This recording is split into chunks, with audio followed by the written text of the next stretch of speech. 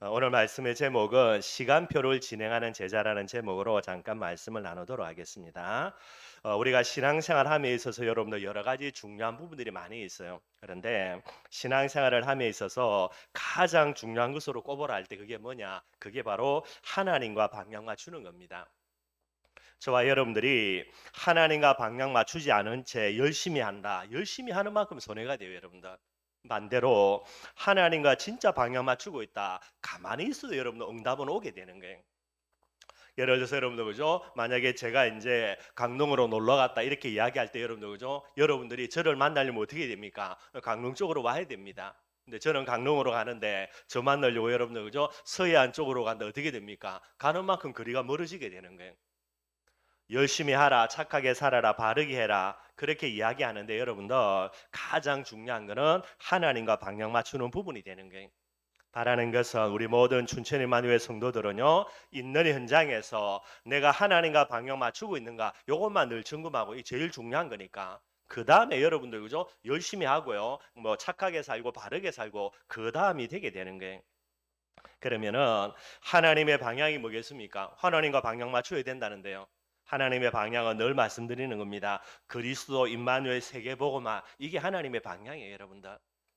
그리스도란 말이 무슨 말입니까? 여러분들 하나님이 우리에게 예수를 그리스도로 이 세상에 보내주셨어요. 그러면 내 삶의 가장 첫 번째 방향이 뭐가 돼야 됩니까? 예수가 그리스도라는 이 복음에 내가 은혜 받는 게 첫 번째 방향이에요, 여러분들. 다른 거 없습니다. 사람은 개나 돼지가 아니죠, 여러분들. 그래서 반드시 은혜 받는 것이 너무나 중요하고요. 올바른 은혜를 받아야 되지. 틀린 부분에 계속해서 은혜 받으니까 결국은 여러분들 틀린 삶을 살고요. 틀린 열매, 잘못된 열매를 맺는 거예요. 왜 그러냐? 그렇게 살았으니까요. 저와 여러분들의 삶의 방향은요. 가장 먼저 뭐 하는 겁니까? 내 하루의 시간 속에요. 은혜 받고 시작하는 게 제일 중요한 방향이에요. 두 번째입니다. 은혜 받는으로서 끝나면 안 되고요. 임마누엘이라는 게 임마누엘이 뭡니까? 하나님이 지금도 나와 함께 계시지. 뭐 하는 겁니까? 복음 누리라는 거예요. 여러분들의 삶에 은혜 받고요. 왜 은혜 받는 게 먼저 돼야 되냐? 은혜 받는 영적인 힘이 없으면은 복음을 누려야지 안 누려져요. 근데 은혜 받고요. 영적인 힘이 있으면은 누리려고 안 해도 저절로 누려지게 됩니다, 여러분들. 임마누엘의 비밀은 누림이 되고요. 세 번째입니다. 늘 말씀드리는 거죠. 세계 복음하라. 뭐 하는 겁니까? 내 있는 자리에서요. 그리스도의 임마누엘의 하나님이 살아계심에 증인되는 거. 그게 바로 우리의 방향이 되는 거예요. 성경은 이야기하면서 예수님이 마지막으로요. 땅끝까지 증인되라 그랬어요. 증인이라는 말은 무슨 말입니까? 땅끝까지 증인되어질 때에 예수님은 재림주로 오시고요. 이 세상에 천국이 완성되는 그런 축복과 응답을 누리게 되는 거예요. 이게 우리의 뭐가 돼야 됩니까? 진짜 방향이 돼야 되는 거예요. 근데 여러분들 뭐 이 자리에 있는 저와 여러분들 우리의 방향이 뭡니까? 전도 선교고요. 세계복음만 맞죠, 여러분들. 그런데 이 방향을 정확하게 한번 점검을 해봐야 돼요. 제가 볼 때는 복음 운동하면서 전도하고 증인된다라는 방향 가진 사람들의 이 방향이 여러분들 천국이라는 하늘 본향이 아니라 이 세상의 방향을 가지고 있는 게 너무나 많아요. 무슨 말이냐면 왜 복음 전합니까? 왜 세계 복음합니까? 하나님과 방향 맞추고 이 세상에서 응답과 축복 누리려고 해요. 그 방향 가지고 세계 복음한다라는 거예요. 맞춘 거는 맞추지만 여러분들 3분의 1 절반쯤만 맞춘 거지 올바르게 방향 맞춘 게 아니에요. 저와 여러분들의 인생의 방향은 뭐가 돼야 됩니까? 하늘 본향입니다. 천국 돼야 돼요. 그래서 반드시 여러분들 무엇으로요? 이 세상이 내 본향이 아니고 나의 본향은 천국이구나. 결국은 나그네 인생이죠. 여러분 이게 간단한 이론이 아니고 이 부분이 정말로 우리 마음속의 방향으로 딱 맞아져야 돼요. 그래야 그리스도 임마누엘 세계복음화라는 하나님과 올바르게 방향을 맞추게 되는 거예요. 근데 여러분들 이 부분이 대부분 잘 안 됩니다. 특히 한국 사람들은. 왜냐하니까 한국 사람들은 거의 대부분 다 기복신앙이에요. 무조건 여러분 복 받는 거예요. 그래서 옛날에는 여러분들 돌에게 빌고요. 물도 넣고 빌고요. 복 달라고요. 그러다 이제 복음이 들어왔습니다. 대상만 바뀐 거예요. 하나님으로 대상만 바뀌어놓고 내용은 뭡니까? 무조건 내게 복 달라고요. 이거 저와 여러분들이 반드시 뜯어 고치고요. 우리는 뭐가 돼야 되냐? 나그네 인생이 돼야 됩니다. 하늘 본향, 이 본향을 바라보면서 한 걸음씩 한 걸음씩 저와 여러분들이 나아가셔야만 되는 거예요. 여러분 꼭 여러분들 기도 제목 삼고 기도하기를 바랍니다. 오늘은 두 가지를 조금 살펴보려고 합니다. 여러분들 반드시 기도 제목 삼고요. 하나님의 음성으로 듣고 여러분 반드시 기도해야 돼요. 첫째는 하나님의 시간표 조금 살펴보고요. 두 번째입니다. 이 하나님의 시간표를 진행하는 사람, 그게 바로 하나님이 쓰시는 일꾼이라는 게. 이거 가지고 조금 말씀을 나누도록 하겠습니다. 여러분들 반드시 하나님의 시간표가 있습니다. 전도서 3장 1절에서 8절에 보니까 거기에는 뭐를 이야기하냐? 때를 이야기해요. 그래서 그 중에 하나입니다. 천하의 범사가 기한이 있고 모든 목적을 이룰 때가 있다라는 게 무슨 말이냐 여러분들. 진짜 중요한 응답은 반드시 시간표가 맞아야 응답이 오게 되는 거예요. 때를 못 맞추면 올바른 응답도 받을 수 없을 뿐더러 또 올바른 응답 속으로도 들어가지지를 못합니다. 저와 여러분들이 전도 제자라고 이야기할 때는요, 때를 잘 맞출 줄 알고 하나님의 시간표를 볼 줄 알아야 되는 거예요. 그런데 이 시간표라는 개념은요, 역대상 29장 11절에서 12절입니다. 뭐라 그랬습니까? 하나님의 절대 주권이죠. 모든 것은 누구 손에 있습니까? 하나님의 손에 있다라는 게. 특별히 여러분들 응답이라는 부분을 이야기하는 시간표는 100%입니다. 누구 손에 있죠? 하나님의 손에 있는 게. 그래서 우리가 응답을 향해서 도전한다 이 말도 맞지만은요, 더욱더 중요한 개념은 하나님의 손에 있는 응답의 시간표를 뭐 하는 겁니까? 진행할 줄 알아야 되는 거예요. 여러분들 봄에 여러분들 그죠? 열매 따먹으려고 하는 농부는 한 사람도 없어요. 봄에는 뭐 하는 겁니까? 씨앗을 뿌려야 되지. 여름에는요 가꾸어야 되고요. 그리고 가을에는요 이제 걷어들여야 돼요. 겨울에는 뭐 하는 겁니까? 내년에 씨앗을 뿌릴 수 있는 여러 가지 준비를 하는 게 겨울이에요. 시간표를 안다니까요. 시간표를 모르고 농사 짓는다. 몸부림치본들 안 되는 거죠, 여러분들. 아니 겨울에 여러분들 밭 실컷 갈아가지고 씨앗 뿌려보면요, 뿌리본들 다 얼어 죽는데. 그러면 날씨 따뜻한 때에 내가 여름에 씨앗 뿌리지, 여름에 씨앗 뿌리본들요 열심히 갖고 가지고 그죠? 가을 때좀 잘 자라가서요 겨울 때쯤에 열매 맺어야 되는데 그러면 여러분 말이 안 되는 거죠. 시간표를 알고 이 시간표를 하나씩 둘씩 진행하는 사람, 그 사람이 바로 성령인도 받는 사람이 되게 되는 거예요. 그러면은 이 하나님의 시간표를 진행한다라고 이야기할 때에 그게 이제 응답의 핵심인데, 이 하나님의 시간표를 진행하는 일에 제일 키가 되는 거, 핵심 되는 게 뭐냐? 그게 여러분들 사람입니다. 사람. 일꾼이라 이야기하고요, 제자라고 이야기하는 게.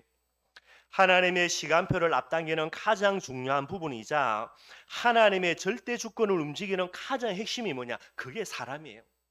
그래서 여러분들 진짜 우리가 응답을 받으려고 할 때에 늘 중요한 부분들은 사람을 변화시키고 사람을 움직여 나가야 됩니다. 사람을 세워 나가야 되는 게.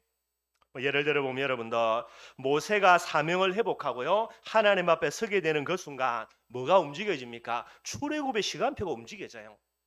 모세가 여러분들 사명회복하지 않고요 바로 앞에 서지 않는 이상은 아무리 이스라엘 백성들이 몸부림치고 애를 써도 출애굽의 시간표가 안 온다니까요. 여러분들 모세가 하나님 앞에 사명회복하고 은혜 회복하고요 지팡이 하나 들고 바로 앞에 서는 그 순간 하나님의 시간표입니다. 출애굽의 시간표가 진행이 되는 거예요.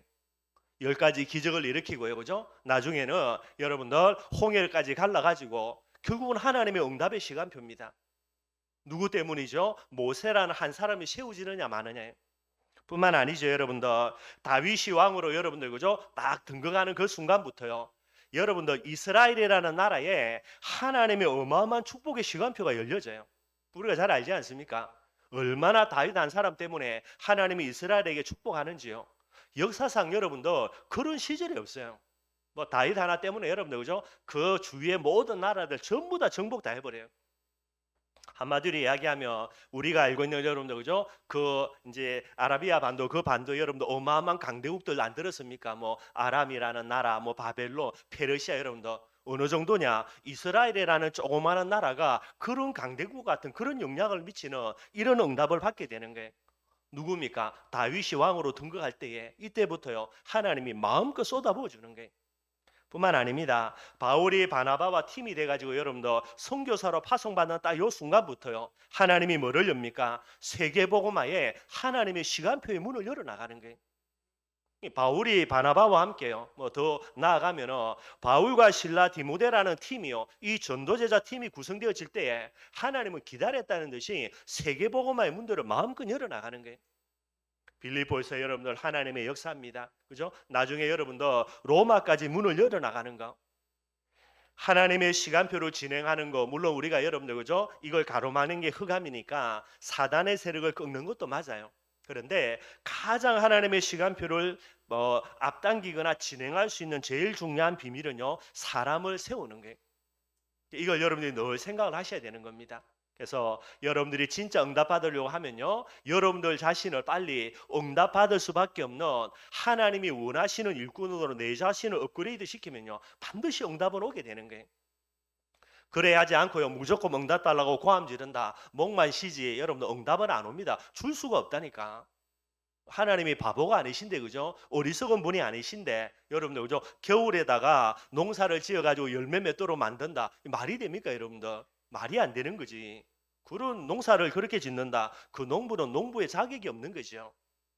저와 여러분들이 하나님이 응답할 수밖에 없는 하나님의 시간표를 진행할 수밖에 없는 사람으로 세워지는 게 가장 중요한 부분이 되는 거예요.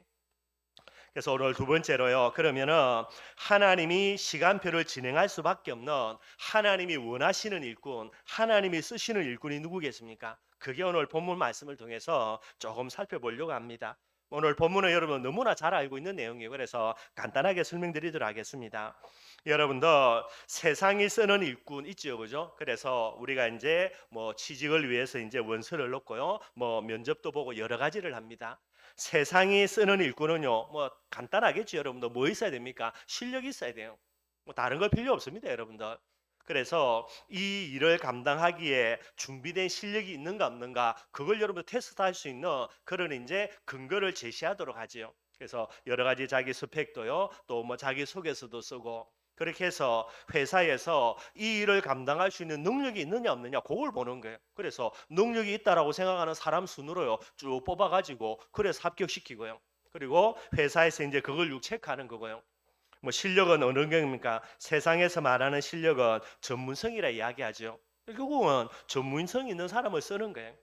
거기에다가 여러분 너무 인격도 훌륭하다 뭐 할렐루야겠지만은 인격보다 더욱더 중요한 거는요 이 전문성이라는 부분을 찾게 되는 거고요. 세상은 그렇습니다 여러분들. 그런데 교회가 쓰는 일꾼은요 이 기준과는 또 다르겠지요. 이게 오늘 본문에 나오는 거예요. 오늘 본문은 여러분들이 잘 알고 있는 대로 교회에 분쟁이 생깁니다. 그래서 헬라파 가부들이 이제 뭐 어려운 가부들이 있겠죠. 가부니까 얼마나 어렵겠습니까? 그래서 어려운 사람들을 도와주는 이제 구제하는 부분이지요. 이게 있는데 가만히 보니까 여러분들 헬라파 가부들이 구제에서 계속 빠지고 히브리파 가부들이 계속 구제에서 대상이 되는 게 물론 돈이 남아 돌면 여러분들 다 주면 되는데 어려우니까 다 줄 수는 없는 거죠. 근데 누구들만 주냐? 히브리파 과부들만요. 그 혜택이 돌아가는 거예요. 그러니까 이제 양파가 갈리는 겁니다. 헬라파, 히브리파. 히브리파라는 말은 여러분들 그죠? 유대 본토에서 자란 사람들. 헬라파는요. 저 다른 지역에서 유대로 넘어온 사람들. 요렇게 이제 구분을 시키는 거예요. 그러니까 가만히 보니까 이 헬라파 사람들이 보니까 헬라파 유대인들이 보니까 자기들과 같은 부분에 속해 있는 과부들이요. 계속 구제해서 빠지는 거예요.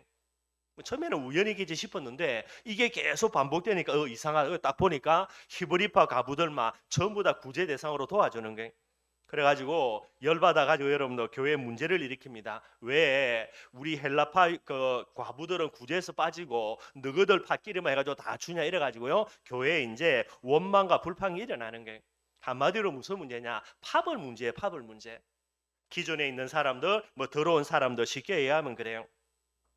여러분들 이거 보면 여러분들 예루살렘 교회 수준 여러분들 얼마나 어마어마한지 알 수 있죠, 여러분들.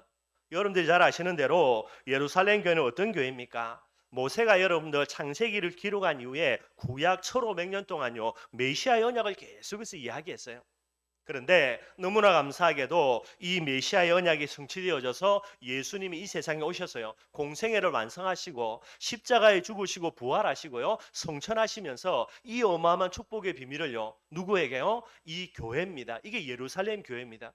복음이 성취됐고 완성 다 됐고 교회가 세우시고요. 이런 어마어마한 축복을 가지고 예루살렘 교회를 세워가지고요. 하나님은 역사하고 있는 현장에 이 어마어마한 응답과 축복을 받은 예루살렘 교회 꼬라지 보십시오, 여러분들. 뭐 가지고 치고받고 싸웁니까? 고작 먹는 거 가지고요.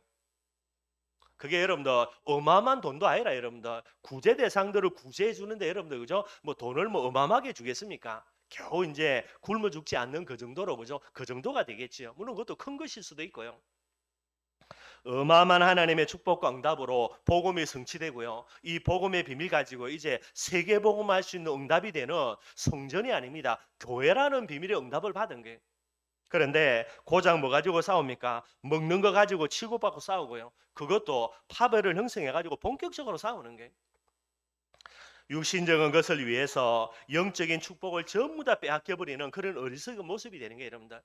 그러니 여러분들 그죠? 이런 수준 가지고 어떻게 세계 복음 하겠어요? 그러니 하나님이 뭐를 세울 수밖에 없습니까? 결국은 안 되니까 하나님이 안디옥 교회를 세울 수밖에 없게 되는 거죠. 어마어마한 가치를 줬는데도 가치를 모르는 예루살렘 교회입니다, 여러분들. 그러니 나중에 어떻게 돼요? 전부 다 빼앗겨 버리는 거예요. 누구에게요? 안디옥 교회 다 빼앗겨 버리는 거예요.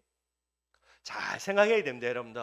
하나님이 우리에게 너무나 소중한 가치를 주셨는데 그 가치를 모른다. 다 빼앗긴다니까, 여러분들. 뭐예요? 아무것도 아닌 거예요. 먹고 사는 그 정도 좀 그런 부분이에요. 다 빼앗겨 버리게 되는 거예요. 이때 여러분들 사도들의 반응입니다. 뭐라고 반응합니까? 사도들이 여러분들 이것을 가지고 갱신의 기회로 삼는 거예요. 그래서 2절을 보면요. 우리가 하나님의 말씀을 제쳐놓고 접대를 입삼는 거 마땅치 않다라는 거예요. 아마 사람들이 많아지고 하니까 여러분들 이거 관리한다고 사도들이 아마 많은 시간들을 할애한 것 같아요. 그래서 이제 이 부분들을 이제 돌아보고 갱신하려고 하고 있는 겁니다. 그리고요, 이 일들을 통해 가지고 본분을 회복하는 기회로 삼는 거예요. 그래서 4절에 뭐라 그랬습니까? 우리는 오로지 기도하는 일과 말씀 사역에 힘쓰니라 하니 사도들의 본분입니다. 구제하는 일에 행정하라고 세운 게 아니고 너희는 가서 땅끝까지 복음 전하는 이 사명을 위해서 사도들을 세웠지요.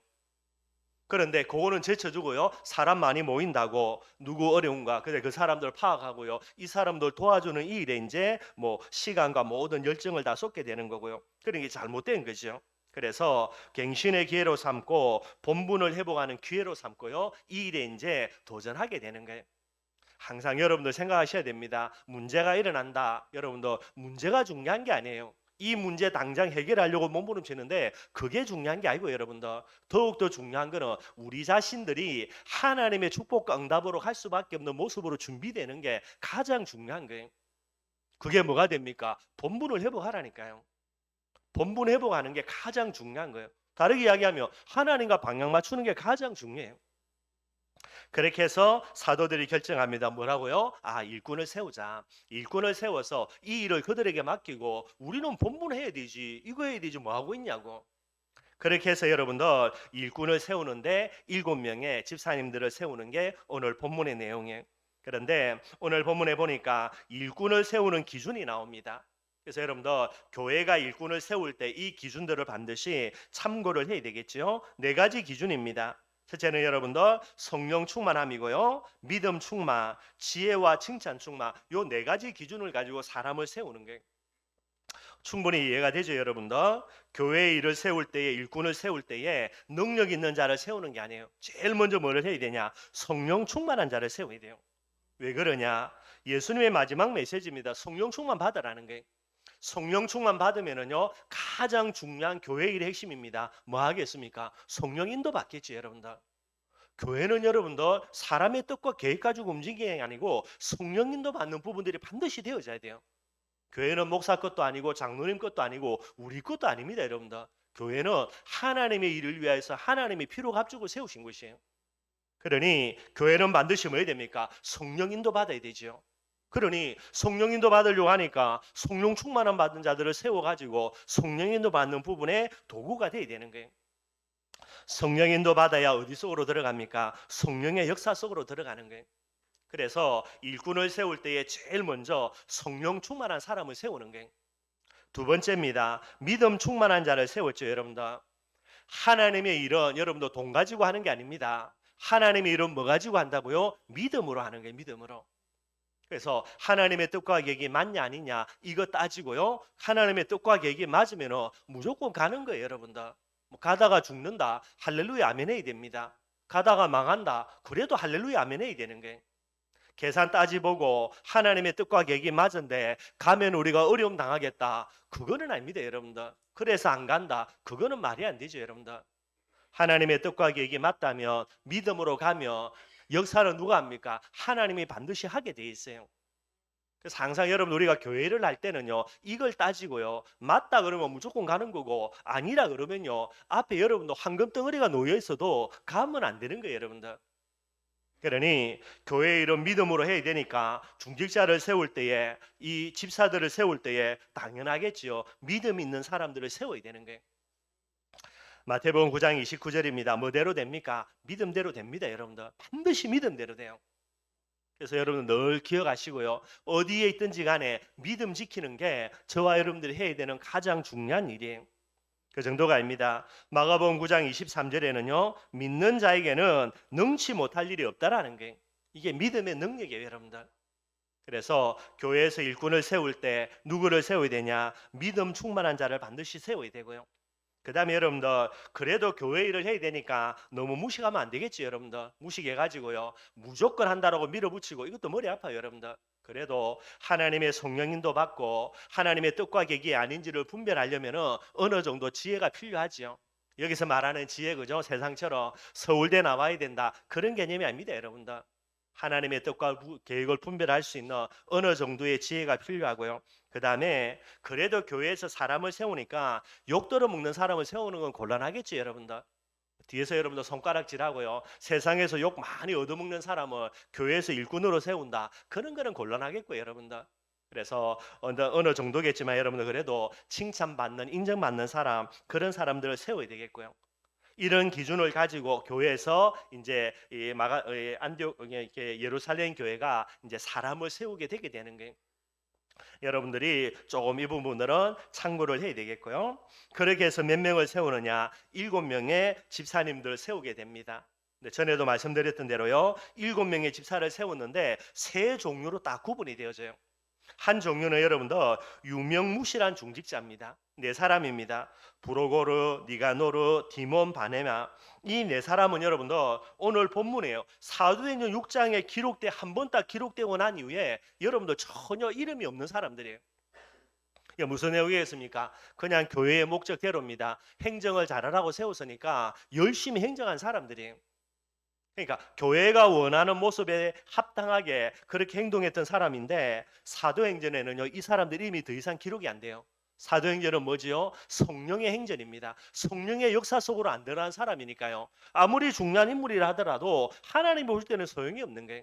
그래서 유명무실한 사람들이 됩니다. 근데요 안타깝게도 한 사람은요 악명의 중직자예요. 그게 누구냐? 니골라라는 사람이에요. 요한계시록 2장에 보면 여러분들 니골라 당이라는 당이 나오는 이게 누구냐? 이단입니다. 악랄한 이단이에요. 마지막 때에 그죠? 이제 많은 시간이 흐르고 난 다음에 이 초대교회를 어렵게 만들었던 제일 유명한 단체가 이게 이제 니골라 당이라는 게. 그래서 한마디로 이야기하면 뭐 영지주 이래 가지고요. 뭐 복잡한데 하여튼 나쁜 놈들이 그렇게 보시면 돼요. 근데 이 니골라 당의 이름이 뭡니까? 니골라라는 이름이 나오는 거예요. 뭐 신학자들이 이야기합니다. 아니 초대교회에서 그렇게 성령 충만 믿음 충만한 사람으로 일꾼을 세운 니골라인데 얘가 시간이 지나가지고 맛이 가서 이당의 당을 이루겠냐 뭐 설마 그렇겠냐 요래 이야기하는 신학자들도 있고요.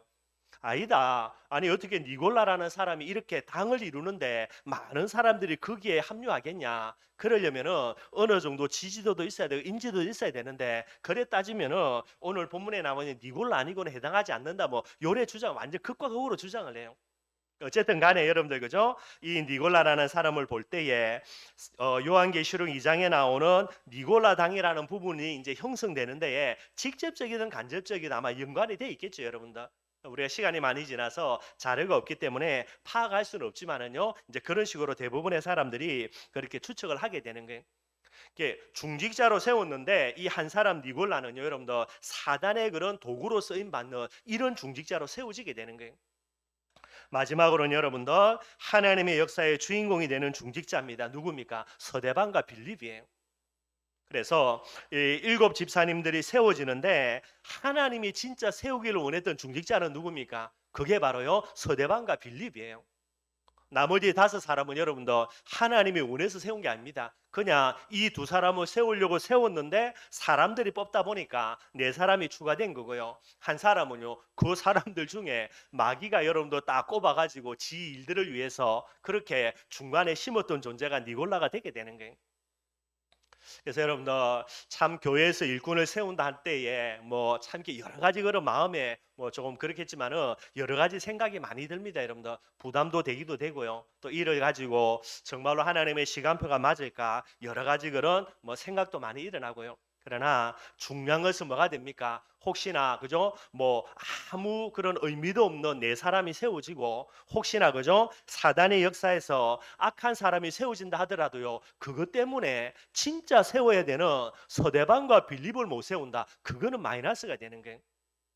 서대반과 빌립과 함께 여러분들 다른 사람이 덤으로 누가 세우든지 간에 그거는 상관없는 거예요. 이 하나님이 원하시는 일꾼 서대반과 빌립만 세워지면요. 하나님의 시간표는 진행이 되게 되는 거예요. 이 부분들 여러분들이 꼭 좀 생각을 하시면서 기도하셔야 되겠고요. 그래서 하나님이 쓰시는 일꾼입니다. 서대반과 빌립이죠. 서대반은 여러분들이 잘 아시는 대로 최초의 순교자입니다. 그 다음 장이죠. 사도행전 7장에 보면은 복음 전하다가 순교당하는 인물이 서대반이 되는 거예요. 그래서 초대교회 최초의 순교자로 하나님의 영광을 받는 응답을 받는 인물이 서대반이 됩니다. 이 순교의 제물이 바울이라는 전도자를 탄생케 하는요 중요한 밑거름이 되게 되는 거예요. 그래서 여러분들이 아시는 대로 이 서대반이 중직자로 세워지는 이 일, 그 다음에 일어나는 서대반의 순교 때문에 세계복음화의 시간표의 응답을 누리는 사도 바울이 생겨지는 이 부분의 밑거름이 되고 밑바탕이 되게 되는 거예요. 여러분들 한 사람의 중직자를 세워주는 것으로 말미암아 바울이 일어나고요 로마 복음화의 하나님의 시간표가 진행이 되게 되는 거예요. 뿐만 아닙니다. 빌립도 마찬가지죠. 여러분들이 잘 아시는 대로 초대교회 이제 서대반에 순교당하는 환란이 일어나니까요. 이 환란 속에서 원래대로는 어떻게 됩니까? 뭐 예루살렘 교회 앉아가지고 계속해서 구제 대상 체크하고요, 그죠? 아 이번에 헌금 얼마 들어오네, 얼마가 여유분이 있네. 그러면요 누구를 도와줘야 되고 다 일해야 될 거 아닙니까? 그런데요 그 일은 다 팽개쳐 버리고요 빌립이 어디로 내려가죠? 사마리아로 내려가요. 사마리아는 어떤 땅이냐? 유대인들이 쳐다도 안 보는 땅이고요. 유대인들이 절대로 가기를 금하는 곳이에요.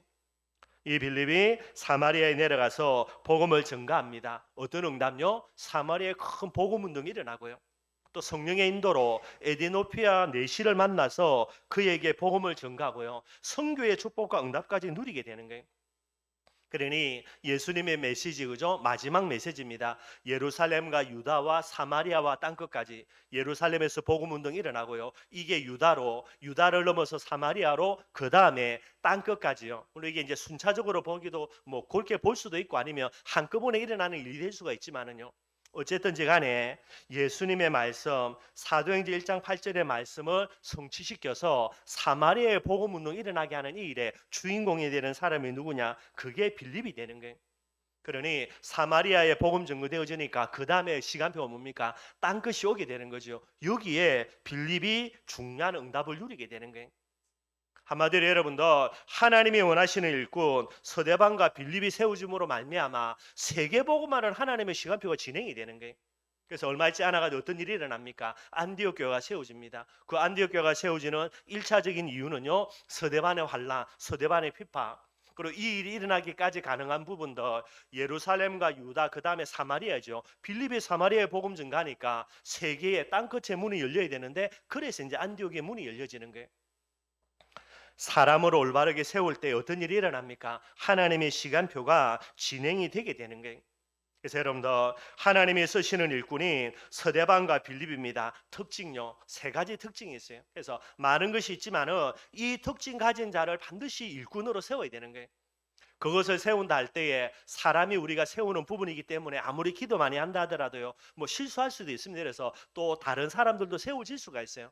그러나 그게 중요한 게 아니고요. 이 서대반과 빌립 같은 일꾼 한 사람만 세워져도요. 나머지는 다른 사람이 세워진다 하더라도 하나님의 시간표는 반드시 진행이 되는 거예요. 뭐 혹시나 그죠? 뭐 마귀가 장난쳐 가지고 이상한 사람을 세워진다. 그래도 상관없어요, 여러분들.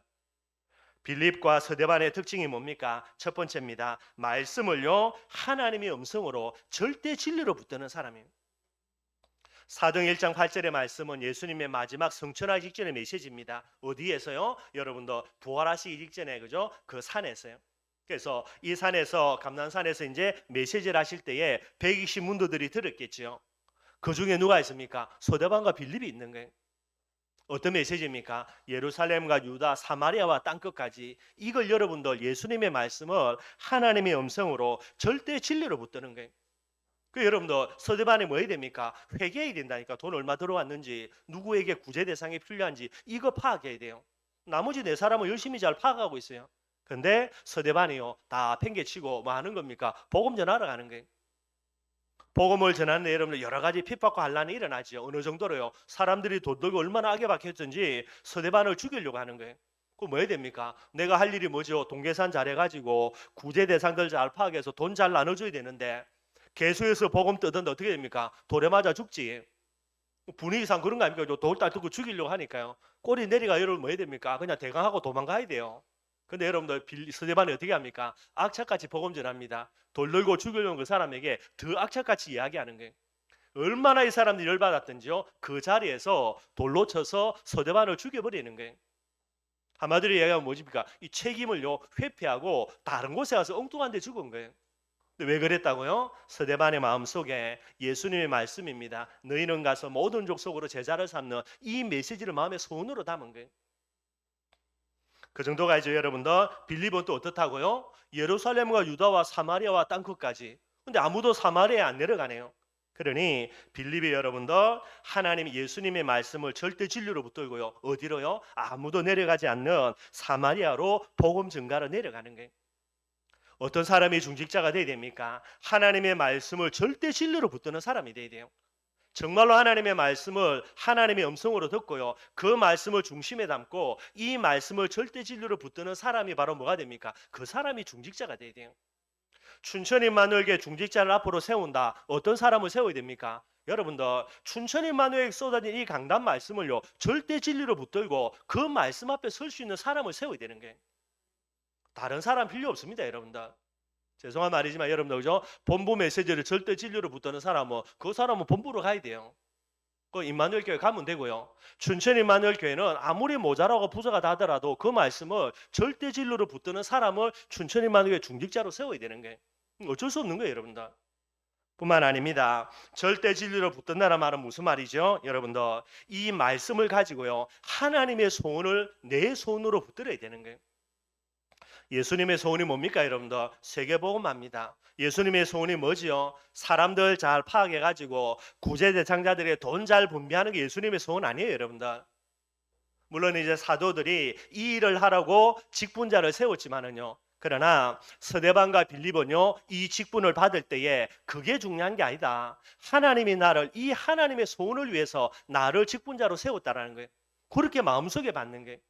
그래서 서대반은 여러분들 복음 전하다가 순교당하고요. 빌립은요 아무도 내려가지 않는 사마리아로요. 왜 그렇습니까? 하나님의 소원이니까. 말씀을 가지고 하나님의 절대 진리로 붙들고 그 말씀을요 내 마음에 하나님의 소원을 품고 나의 소원으로 맞들 수 있는 사람, 그런 사람들이 중직자로 세워져야 돼요. 그리고 이것을 가지고 뭐 하는 겁니까? 하나님과 딱 방향 맞춰 여기에 올인하는 거예요, 여러분들. 이게 하나님이 필요한 일꾼, 하나님이 쓰셨던 일꾼 서대반과 빌립의 모습이 되는 거예요. 이 두 사람을 세우기 위하여서 예루살렘 교회 하나님이 문제를 일으켰고요. 사도들의 마음을 감동시켜 가지고 일꾼으로 세워진 거예요. 하나님의 목적은 서대반과 빌립입니다, 여러분들. 이 둘이 세워짐으로 말미암아 뭐가 되어졌습니까? 세계복음화의 시간표가 진행이 되어진 거예요. 말씀 결론 맺도록 하겠습니다. 여러분들 2022년의 기도 제목입니다. 아마 여러분들 이제 조금 가물가물해질 수도 있고요. 그러나 이제 한 해가 저물어 가기 때문에 이 기도 제목을 진짜 기도해야 돼요. 전도제자 팀입니다. 바울과 실라 디모데의 축복들요. 그래서 올해의 주제는 이제 디모데의 축복 강답인데, 물론 이 시간표를 진행하기 위해서라도 뭐가 세워져야 됩니까? 일꾼, 사람을 세워야 되는 거예요. 그래서 계속해서 기도하면서 이제 일을 진행하고 있는데, 올해 말이나 아니면 내년 초쯤에 1월 달쯤에 여러분들 징직자를 좀 세워야 될 것 같아요.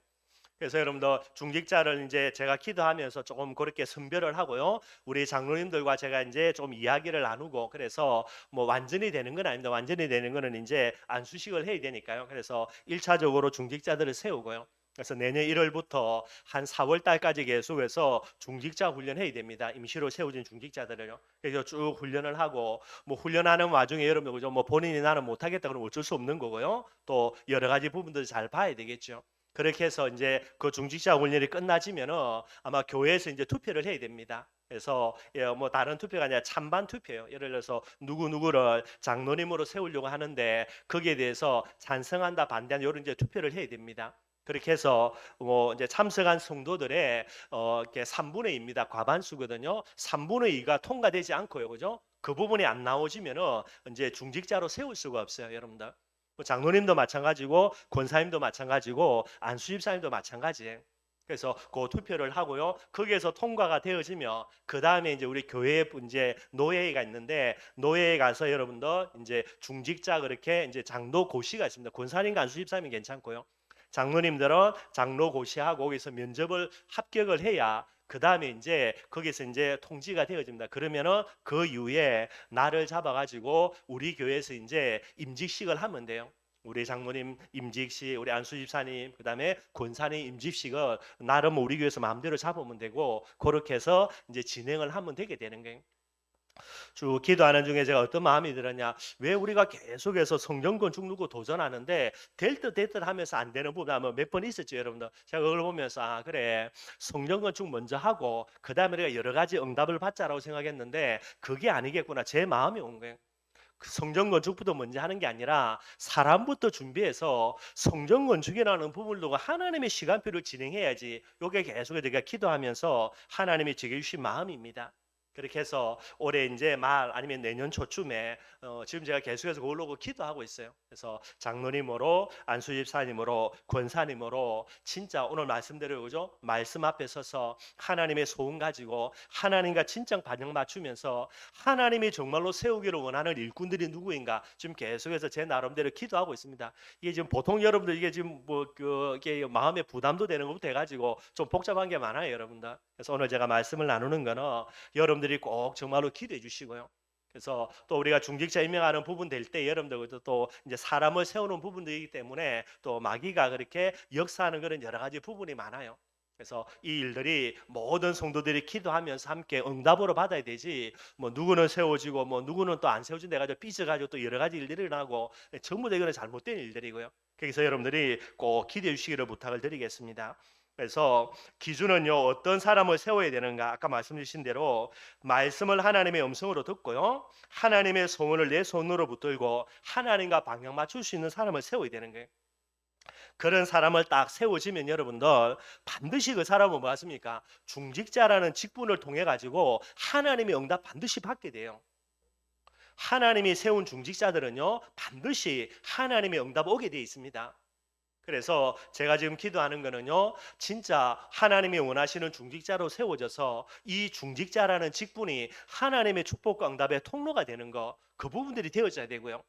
그러면은 하나님의 축복과 응답 받는데 여러분 그냥 있겠습니까? 반드시 뭐 하겠습니까? 복음을 위해서 받은 축복 가지고요 완전히 헌신하게 되게 돼 있어요. 반드시 그렇습니다, 여러분들. 어느 정도로요? 서대반은 순교로요. 빌립은 여러분들 사마리아까지 내려가지고 복음 전할 정도로 복음을 위해서 헌신하게 되는 거예요. 이 헌신을 통해서 어떤 일이 일어나는 겁니까? 하나님의 시간표가 진행되는 거예요. 삼천 제자를 세우는 하나님의 시간표를 진행하는 그런 중직자들이 되어야 되고요. 또 아까 얘기했던 대로 성전 건축이라는 하나님의 시간표를 진행하는 그런 응답의 사람들을 세워나가야 되는 거예요. 이 부분들을 두고 여러분들 꼭 좀 기도해 주시기를 부탁을 드리도록 하겠습니다. 그래서 저도 뭐 제가 친한 사람 이런 사람이 아닙니다. 정말로 제가 계속 기도하고 있어요. 여기에 제가 실수하지 않도록 해서 여러 가지를 가지고 계속 제가 기도하고 있고요. 그래서 함께 기도하면서 우리 자신들을 위해서가 아닙니다. 여러분들 뭐 내가 뭐 중직자가 돼가지고 조금 그렇게 어깨에 힘들어가고 그런 개념이 아니고 여러분들 그럴 것 같으면 세울 필요도 없고 세울 일도 없고 춘천 보고만 해야 되고 우리 렘넌트들을 위해서 우리가 많은 응답을 받아야 되는데 제일 핵심되는 거 하나님의 시간표를 진행해야 되는데 무엇을 통해서요? 일꾼을 올바르게 세우는 것을 통해서 하나님의 시간표를 진행해야 돼요. 늘 제가 이야기하는 거죠. 우리 렘넌트들 위해서라도 우리가 성령 건축의 응답을 받고요. 사랑하는 렘넌트들이 진짜 마음껏 은혜 받고 훈련할 수 있는 그런 성령 건축의 응답을 우리 후대들에게 물려줘야 되죠. 무엇을 통해서입니까? 올바른 일꾼을 세우는 부분 되는 거예요. 꼭 여러분들이 기도하시면서 계속해서 이 응답을 두고요. 정말로 하나님의 인도받는 그런 일들이 되어질 수 있도록 진짜 꼭 세워져야 되는 서대반과 빌립 같은 그런 귀한 일꾼들이 세워지는 그런 귀한 응답이 있게 해달라고요. 여러분의 중심 가지고 꼭 기도하시면서 이 일들을 진행하는 축복 누리기를 바라겠습니다. 우리 말씀 생각하면서 찬송가 331장 찬양하겠습니다.